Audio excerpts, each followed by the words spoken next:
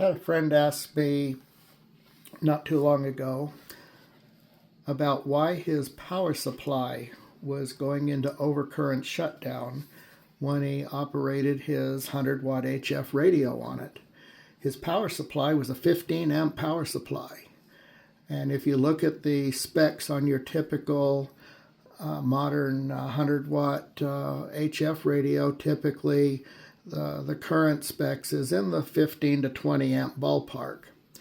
And unlike your typical dual band radio that's into usually a good antenna system that's got pretty much a perfect match on it, the transmitter power doesn't vary hardly at all on that.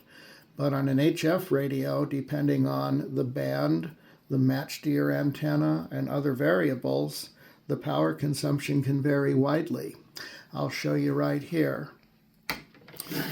The bottom scale here is the current. And watch when I key the transmitter here. We're looking at right at about 16 amps. And you'll notice that the SWR is about 2 to 1 on this particular antenna here. And I'll legally ID here when we're done making the recording. I can correct that mismatch with the antenna tuning unit. And notice that the current is still 16 amps. Not that much of a mismatch. Let's get rid of the tuner and we'll tune around a little bit and watch the output power vary as the current varies. Watch the SWR changing, watch the SWR coming up, watch the output power starting to fold back, and of course the current is going to fold back right there with that mismatch. So if you're transmitting into an antenna that has that slight mismatch on that 15 amp power supply, looking right there, you're about 14 amps there, 13, 14 amps. That power supply should handle it. We get your match to where it's good and where it should be. The current is up to, I'll just use the tuner here to correct that, and you're back up there. Well, look at that. Right there on this frequency, that's up to about 18 amps. Right there with that change on this particular frequency with this particular tuner and the antenna and the match between that and all those variables there. So you can see that current is varies quite a bit. Also, typically the higher the frequency, the less efficient the devices, the amplifier devices are. And thus, if I was on, let's say, 20 meters, current would probably be even a little bit higher yet. And just to show that, we'll be on 75 meters here. I switched from the antenna to a load. And so we'll transmit here. And notice our current into a 50 ohm dummy load, perfect match. There's 100% out, so 100 watts out.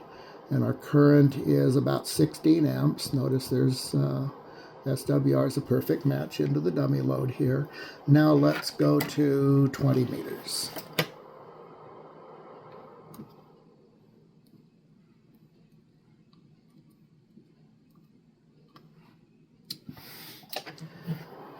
And notice our current is about 18 to 19 amps, just because of the efficiency of the device is much better at the lower frequency on 75 meters than it is on the higher frequency. So all of those variables come into play as far as power consumption is concerned, depending on the match and many other variables.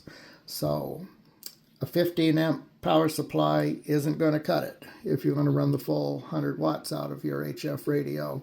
A 25 amp power supply or a 23, the Samlex, my personal preference, if you're going to have a power supply just to run your HF radio and nothing else, the Samlex SEC 1223 is my power supply of choice, but anything equivalent to that would also be good. Also, if you're running on a battery, you need to make absolute certain that your your feed line to the transceiver is not too long. If it's a longer than your typical 7 or 8 feet or so, you want to go to a larger gauge wire. And also your fuse holders, make sure that there's no resistance in your fuse holders and everything there to ensure that you can get full power out of your radio when you want it there, which is probably most of the time, unless you're driving an amplifier. And I drive my amplifier at 75% there, so that's where I leave mine. Hope this helped you. 7-3.